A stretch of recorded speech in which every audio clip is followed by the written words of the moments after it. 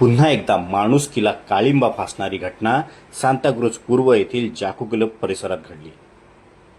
Builder Shapurji Pallonji, SRA, भ्रष्ट police आणि सिद्धिविनायक गृहनिर्माण संस्था यांच्या साथीने मराठी माणसांवर घाव घालण्यात आला. मंदिरासारख्या पवित्र ठिकाणी गाभाऱ्यात बूट घालून आतल्या महिलांना मारहाण केली गेली.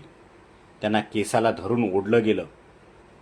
एकीकडे मराठी भाषेच्या सक्षमीकरणासाठी आंदोलन करणारे पॉलिटिशियन इथल्या मराठी माणसांवर अन्याय होताना पाहून मौन होते. कबूतरखाना बंद झाला म्हणून सर्व जैन समाज एकत्र आला. त्याचवेळी भ्रष्ट पोलीस, SRA आणि बिल्डराच्या विरोधात जाकू ग्रुपमधला मराठी माणूस एकटाच लढत होता आणि कोणी साथ दिली नाही तरी तो एकटाच लढत राहील. अदानी इलेक्ट्रॉनिक्स सारख्या नामवंत कंपनीच्या बनावट टेक्निशियनला आणून इथले लाईट मीटर कापण्याचा लाजिरवाणा प्रकार बिल्डरने घडवून आणला.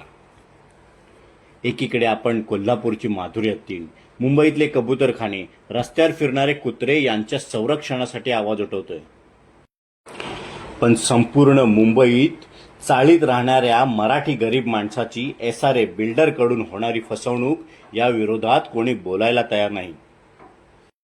संसार उद्ध्वस्त झाल्यामुळे इथल्या रहिवाशांना रस्त्यावर येऊन जेवण करावं लागतंय. महाराष्ट्रात मराठी न बोलल्यामुळे परप्रांतीयांना मारलं जातंय. पण या महाराष्ट्रात, मुंबईत मराठी माणूसच उरला नाही तर मराठी भाषा टिकवणार कोण?